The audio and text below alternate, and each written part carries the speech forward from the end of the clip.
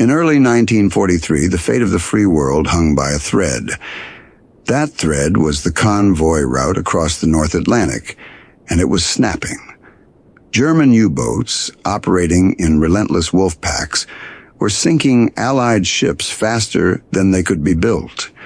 In March alone, nearly 100 ships were lost. Winston Churchill would later admit in his memoirs that the U-boat peril was the only thing that truly frightened him during the entire war. Britain was just months away from starvation. The math was brutal, and we were losing. But then, almost overnight, the tide turned with a violence that no one, least of all the German U-boat captains, could have predicted. The hunters suddenly and catastrophically became the hunted. This is the story of the American secret weapon that broke the Wolfpacks and left the aces of the deep in a state of shock, the hunter-killer group. To understand the shock, you first have to understand the situation in the Atlantic before 1943. It wasn't a battle, it was a slaughter. German Admiral Karl Dönitz, a brilliant and ruthless strategist, had perfected the Rudeltaktik, the Wolfpack. His U-boats weren't just lone hunters. They were a coordinated net of steel sharks. They would stretch a patrol line across the known convoy routes, and when one boat spotted the merchant ships, it wouldn't attack. It would wait. It would radio its position back to headquarters, and for the next day or two, every U-boat in range would converge on that single point. Only then, usually at night, would they strike. A dozen submarines attacking from all directions at once. The convoy's few escorts, usually destroyers and corvettes, were overwhelmed. They would race off to chase one submarine, only for 3 more to slip inside the convoy and fire their torpedoes. For the merchant sailors, it was a living nightmare. For the German U-boat arm, it was the happy time. But this incredible strength concealed a fatal weakness. A weakness that, once America figured out how to exploit it, would doom the entire U-boat fleet. You see, a World War II submarine wasn't a true submersible. Not like the nuclear-powered giants many of us remember from the Cold War. Those boats can stay down for months. A U-boat was really just a torpedo boat that could temporarily hide underwater. It was chained to the surface by 2 critical needs. First, it had to breathe. Its powerful diesel engines needed air, and its massive batteries needed to be recharged by those engines, which meant spending hours every single day exposed on the surface. Second, it had to talk. The entire Wolfpack system depended on constant radio communication. Every captain had to report his position, report convoy sightings, and get new orders. These 2 needs, breathing and talking, were the vulnerabilities. But Dönitz had an ingenious solution for this too. He built a fleet of massive Type 14 submarines known as Milchkühe, or milk cows. These were not attack boats. They were giant, floating gas stations and resupply depots. A milk cow would meet a wolf pack at a secret rendezvous point, hundreds of miles from anywhere, and top off their fuel, food, and torpedoes.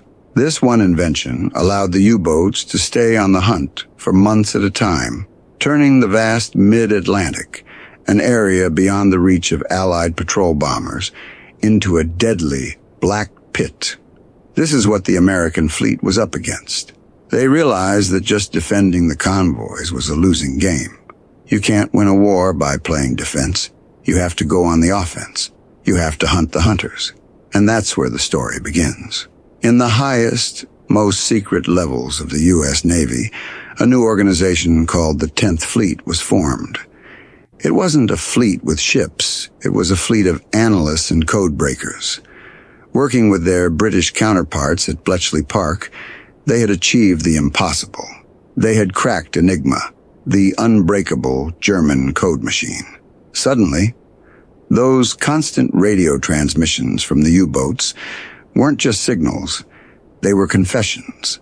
The Allies knew where the Wolfpacks were. They knew where the milk cows were meeting. But this created a new problem. How do you use that information? The U-boats were operating in the middle of the ocean, 1,000 miles from the nearest Allied airfield. This mid-Atlantic gap was their sanctuary. The American solution was a marvel of ingenuity and raw industrial power, the escort carrier. These ships weren't the famous fleet carriers like the Hornet or the Enterprise, icons of the Pacific War. These were the Bogue class. They were small, they were slow, and many were built on the hulls of merchant cargo ships. They were nicknamed jeep carriers or baby flat tops. But they were a stroke of genius. Each one carried a deadly combination of around 12 F-4F Wildcat fighters and 9 TBF Avenger torpedo bombers. They were, in effect, a mobile airfield that could go anywhere. On March 5, 1943, the USS Bogue sailed from Norfolk, Virginia. She wasn't part of a convoy.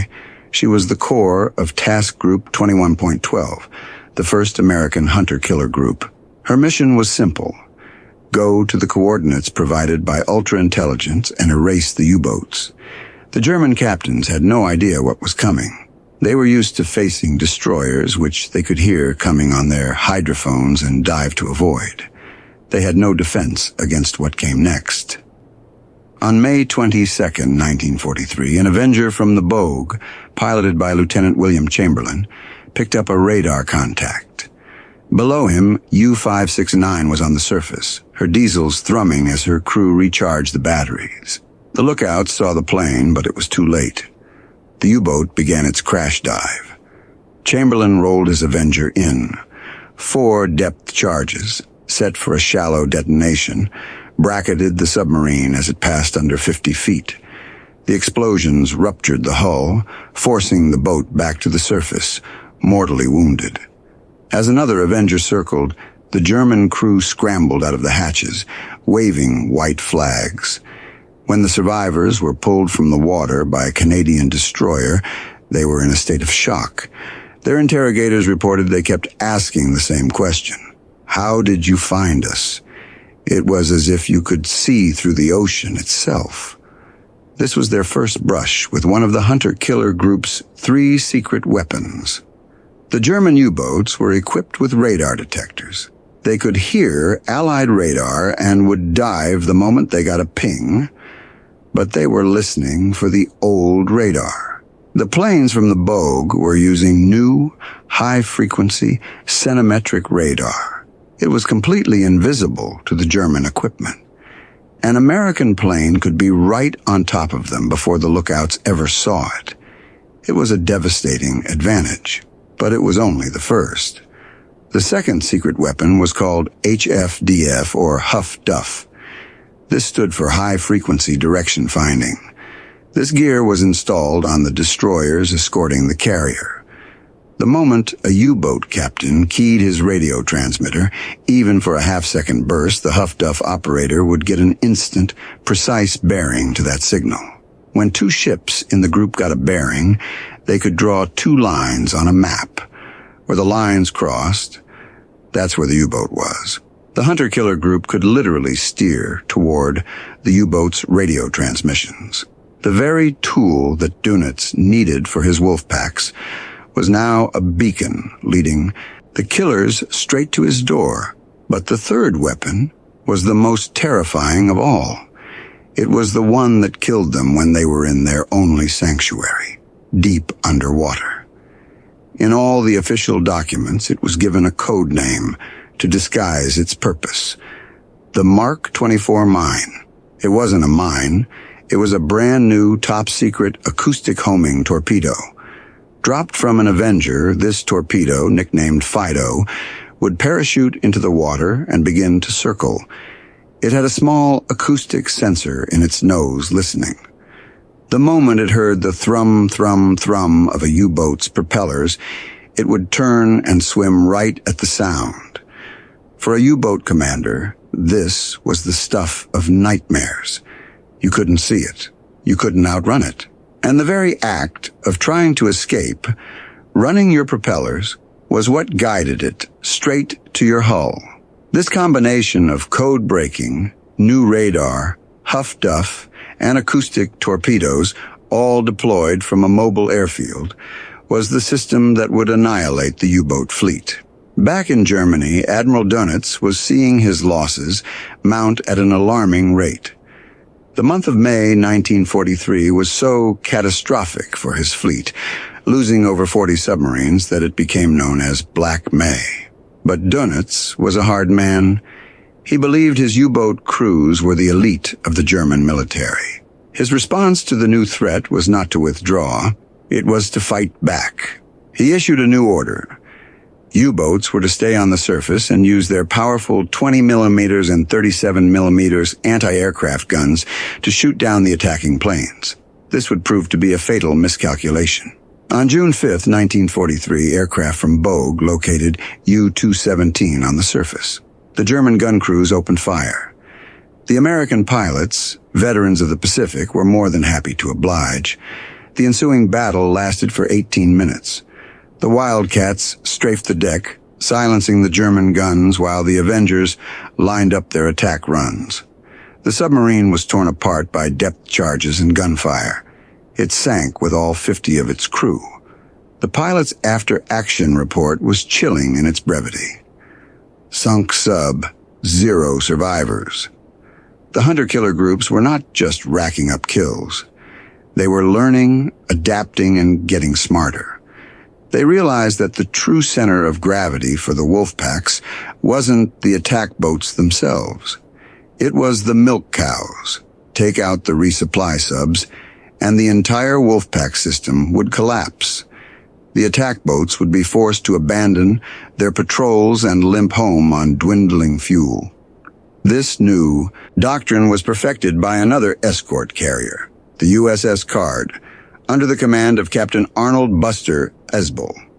The Card and her escorts became the most lethal submarine-killing team in the Atlantic. Their most spectacular victory came on August 7, 1943. An Avenger from the Card flew over a patch of ocean and stumbled upon a U-boat commander's worst nightmare.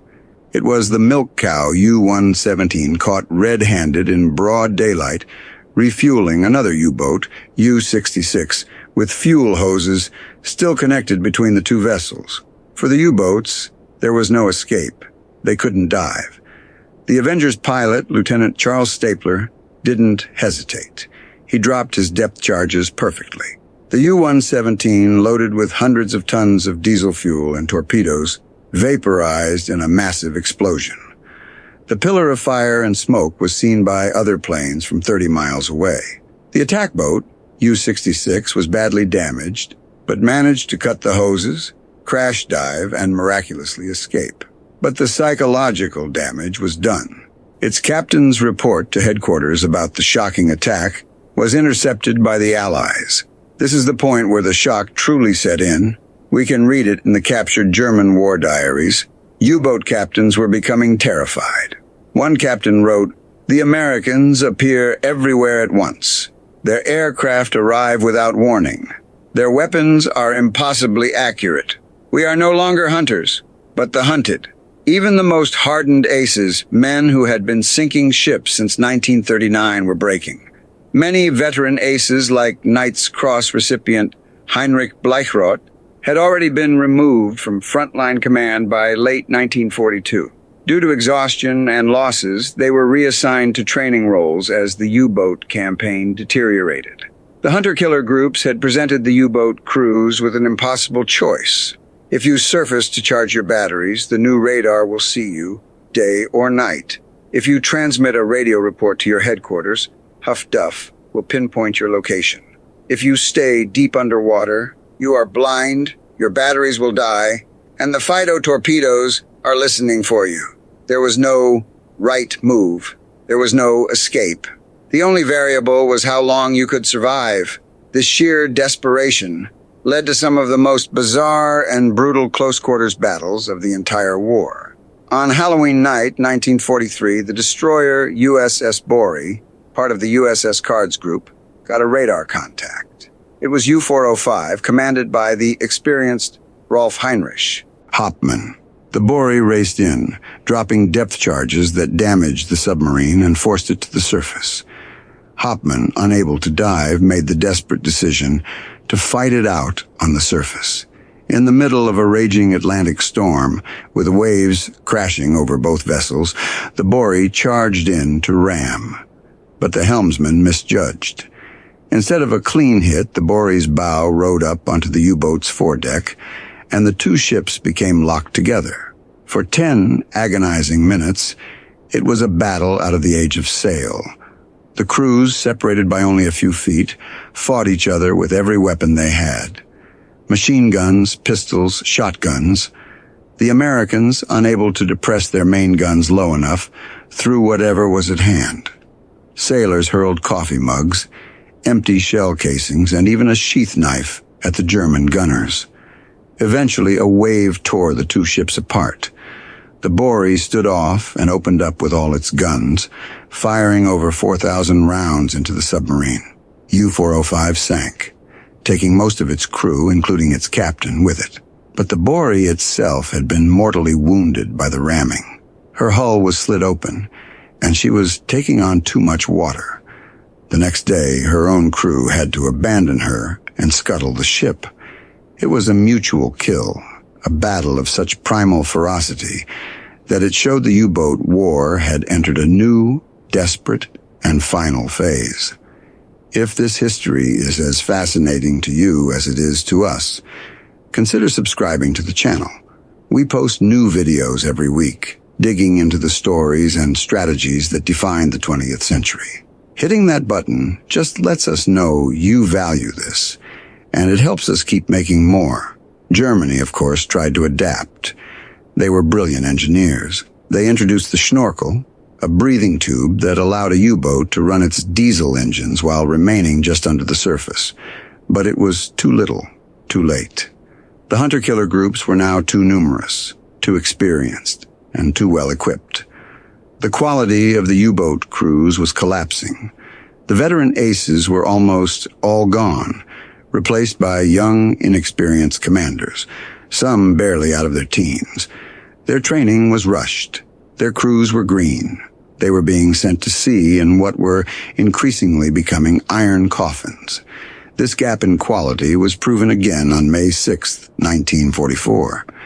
The destroyer escort USS Buckley located U-66, the same submarine that had barely escaped the USS Card's attack on the milk cow U-117 months earlier. Her luck had finally run out. Once again, the U-boat was caught on the surface with dead batteries. Once again, it led to a desperate, close-quarters brawl. The Buckley rammed the U-boat, and German sailors, fearing their boat was sinking, actually began climbing onto the American destroyer. The Buckley's crew fought them off with small arms and, famously, hand-to-hand combat.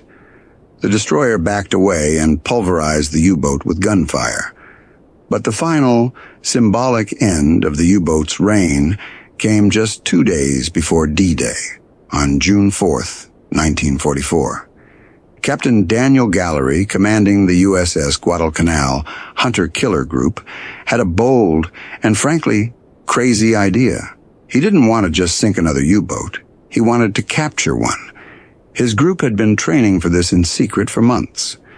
They located U-505 and hammered it with depth charges, forcing it to the surface. As the German crew bailed out, believing their boat was sinking, Captain Gallery gave the order. A boarding party from the USS Pillsbury leapt from their whaleboat onto the deck of the still-moving, circling, and sinking submarine. Led by Lieutenant Albert David, the men stormed down the conning tower. They found the boat flooding, with scuttling charges set to explode. In an incredible act of bravery, they found the charges, disarmed them, and managed to close the sea valves, saving the submarine just before it sank beneath them. They had done the impossible. They had captured an enemy warship on the high seas. This was more than just a trophy. It was the intelligence jackpot of the war. The Americans captured the U-boat intact. They got its Enigma cipher machines, all of its current code books, operational manuals, and even its experimental acoustic torpedoes. Every remaining secret of the U-boat arm was now in Allied hands. The war in the Atlantic was, for all intents and purposes, over. The U-505 was towed to Bermuda, and as many of you may know, is now on permanent display at the Museum of Science and Industry in Chicago. It stands as a silent monument to the moment the hunters truly and finally captured their prey. When the D-Day landings began, the U-boat was no longer a factor. The invasion fleet sailed without fear of the Wolfpacks. So when we say the German captains were shocked, it's important to understand what that word really means. It wasn't just the shock of a single new weapon. It was a deeper, more existential shock. It was the shock of a man who believes he is the apex predator, only to discover he is being systematically herded by an intelligence he cannot see. It was the shock of realizing that your every move is being watched, your every message is being read, and your every weakness is being exploited by a cold, industrial, and scientific system. The German U-boat arm had brought more courage, skill, and determination to the fight than almost any other branch of the German military. But the hunter-killer groups proved that in modern war, courage is not enough. Of the 40,000 men who went to sea in the German U-boat fleet, 30,000 of them, 75%, never returned. It was the highest casualty rate of any service in any nation in World War II. The hunter-killer groups, centered on those small, unassuming jeep carriers, hadn't just won a battle. They had changed the very nature of warfare.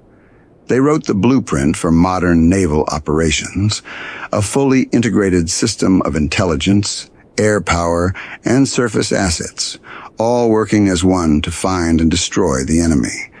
It was a system that dominated the seas in 1945, and it's the very same system that the United States Navy, with its massive nuclear-powered carrier strike groups, uses to dominate the oceans of the world today. The lesson learned in the cold, dark waters of the North Atlantic was a simple one. The lone wolf, no matter how brave, cannot survive against the coordinated, intelligent, and relentless pack. If you enjoyed this story, we've got another one you might like about the incredible engineering of the USS Nautilus, the world's first nuclear submarine, and a direct descendant of the lessons learned by these hunter-killer groups. You should see that video popping up on your screen right now. Thanks for being part of our community, and we'll see you on the next one.